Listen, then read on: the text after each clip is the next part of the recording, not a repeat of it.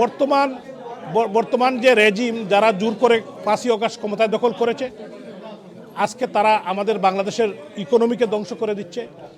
আইনশৃঙ্খলা পরিস্থিতি বলতে কিছুই নাই। দর্শন, বাচ্চারা পর্যন্ত দর্শন হচ্ছে, বলৎকার হচ্ছে মাদ্রাসাগুলাতে।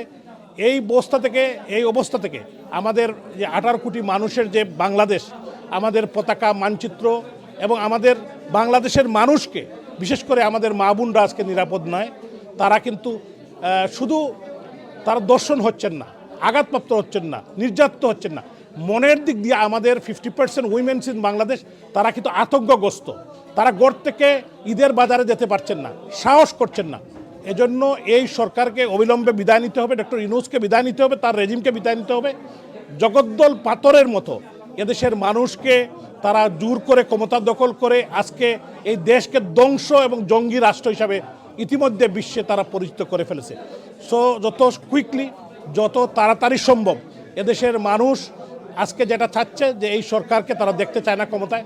তো আমাদের সবাইকে, প্রবাসী বাঙালিরা সহ আমরা সবাইকে ঐক্যবদ্ধভাবে এটা কাজ করতে হবে এবং যত তাড়াতাড়ি সম্ভব এই সরকারকে আমরা বিদায় করে দিতে হবে।